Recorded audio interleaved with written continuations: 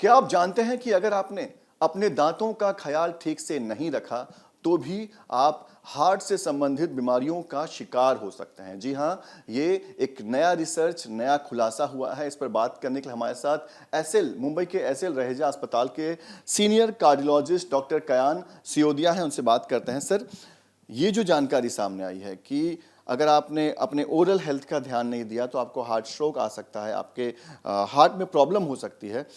ये कैसे इसको जस्टिफाई करेंगे? हम लोग को जनरली लगता है कि जो दांत है वो सिर्फ दिखाने के लिए रहते हैं, पर वैसा नहीं रहता है। दांत के नीचे हमारी आर्टरीज रहती है।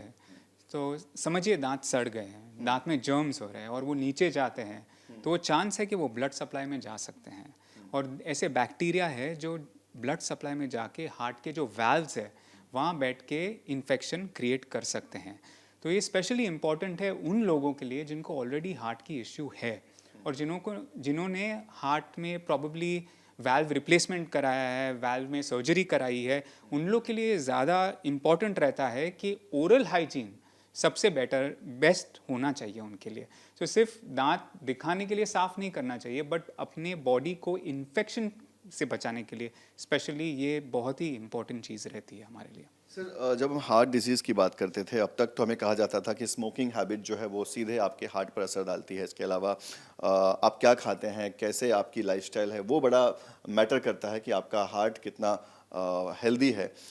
तो क्या क्योंकि ओरल ही एक वे ऑफ सारी चीज़ें जो है हम मुंह से ही खाते हैं, तो क्या वो एक कारण है कि अगर आपके मसूड़े खराब हैं या आपको कहीं बैक्टीरियल इन्फेक्शन है तो वहाँ से आपके हार्ट को नुकसान हो सकता है?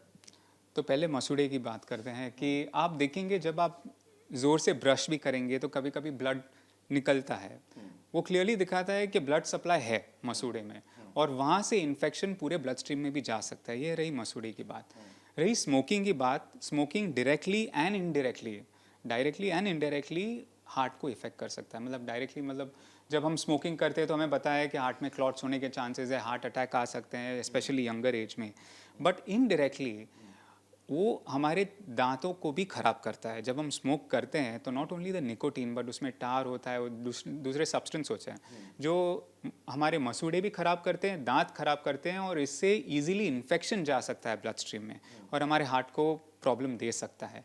And it's not only the heart, हमारे वही जो बैक्टीरिया जो वाल्व पे जा सकते हैं, शायद एम्बोलाइज होकर स्ट्रोक हो सकता है, वो सब भी पॉसिबिलिटीज़ रहती हैं।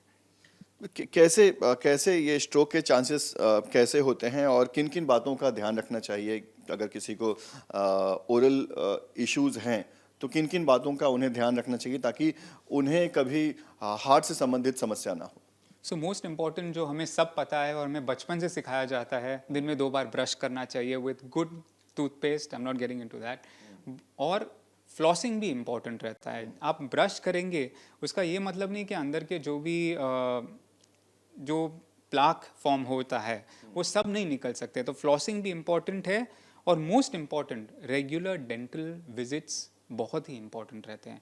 तो हम लोग के जब दांत में कैविटी रहता है या कुछ प्रॉब्लम आती है तभी हम जाते हैं, पर हम जनरल फिजिशियन के पास हर 2 महीने 3 महीने में जाते हैं दिखाने के लिए। वैसा डेंटिस्ट के पास भी जाना चाहिए दिखाने के लिए कि जब तक कैविटी न हो वो प्रिवेंट करने के लिए वो ज़्यादा इंपॉर्टेंट रहता है। एंड वो लोग इजीली पिकअप कर पा रहे हैं कि आपके दांत सड़ रहे हैं और आपको क्या चेंजेस करने चाहिए इन योर लाइफस्टाइल स्पेशली। तो वो इम्पोर्टेंट रहता है। सर, क्या क्या समस्या हो सकती है क्योंकि अभी तक दांतों की बात सिर्फ दांतों तक रहती थी। ऐसा लगता था कि आप जैसे आपने कहा कि अच्छे दिखने के लिए या अच्छी स्माइल के लिए दांतों को ठीक रखते थे और शायद उसी लिए ब्रश करते थे, लेकिन कितना इम्पोर्टेंट है ओरल हेल्थ और आपके ओवरऑल बॉडी में वो कैसे नुकसान कर सकता है या कैसे उसका ये खामियां हैं? पहले से हम लोग जब भी वाल्व का सर्जरी पहले से जब प्लान भी करते हैं तो पहले डेंटल ओपिनियन लेते हैं देखने के लिए कि दांत में खराबी नहीं है, दांत में कैविटी नहीं है। वो इम्पॉर्टेंट है बिकॉज अगर वाल्व हम लोग चेंज करते हैं और पेशेंट को इन्फेक्शन है तो वो चांसेस है कि वाल्व पे ऑलरेडी इन्फेक्शन हो सकता है। It will depend the outcome of the patient कितना जल्दी हॉस्पिटल के बाहर जाता है आफ्टर अ सर्जरी, वो भी उस पर इम्पॉर्टेंट डिसीजन रहता है इन्फेक्शन की वजह से।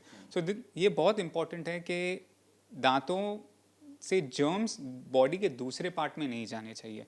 हम लोग को ऐसे ही लगता है कि दांत से इन्फेक्शन नहीं जाता, पर ये गलत बात है, बिकॉज एज दांत में इतना ब्लड सप्लाई ऑलरेडी है, वहाँ से वो जर्म्स उठा के बॉडी के दूसरे पार्ट्स में भी दे सकता है। वो इम्पोर्टेंट है। सबसे ज़्यादा रिस्क इन्फेक्शन का या बैक्टीरिया का अंदर जाने का सबसे ज़्यादा रिस्क मुंह से ही हो सकता है, क्योंकि हम हमेशा जब किसी तरह के वायरस में बचना होता है तो हम हमेशा मास्क पहनते हैं, क्योंकि बहुत आसान होता है कि आपके मुंह से कोई भी चीज़ आपके शरीर के अंदर चला जाए। इसीलिए क्या ओरल हेल्थ बहुत ज़्यादा इंपॉर्टेंट है? तो ज़्यादा डिटेल में नहीं जाते हुए, हमारे स्किन के ऊपर बैक्टीरिया हमेशा रहते ही हैं, पर स्किन प्रोटेक्ट करती है कि बैक्टीरिया हमारे दूसरे बॉडी पार्ट्स में नहीं जाने के लिए, क्योंकि स्किन कवर्ड रहती है, हमारे माउथ कवर्ड नहीं रहता है। उसमें हम लोग खाते हैं, पीते हैं, वो डिफरेंट अब्रेशंस आते हैं, क्योंकि हम लोग देखते नहीं है, बट जब भी ब्रश भी करते हैं तब थोड़े दांत और गम्स में थोड़े स्क्रैचेस आ जाते हैं। सो oral is important, but naturally God given जो सलाइवा रहता है हमारा हैज़ एंटी बैक्टीरियल प्रॉपर्टीज़, तो वो ऑलरेडी बैक्टीरिया को प्रिवेंट करता है बॉडी में जाने के लिए। बट उसके बावजूद means depending on your life style, smoking करते हैं, ब्रश नहीं करते हैं और ज़्यादा कैविटीज़ रहते हैं, तो वहाँ से ऑटोमेटिकली ब्लड स्ट्रीम में जा सकते हैं। सर एक आखिरी सवाल, किस तरह से आपने कहा कि 2 बार ब्रश करें, डेंटिस्ट को दिखाएं, पर क्या क्या वो सिम्टम्स होंगे जहां पर आपको सावधान होना चाहिए कि नहीं ये सारी चीज़ें हैं तो आपको बहुत ज़्यादा ध्यान देने की ज़रूरत है? सो मोस्ट इम्पॉर्टेंट है इवन स्लाइटेस्ट डिसकलरेशन, मतलब आपका टूथ का कलर प्रॉब्ली आप देख रहे हैं कि प्रॉपर नहीं है, या देख रहे हैं ब्लैकिश डिसकलरेशन आ रहा है, दैट इज़ नंबर 1।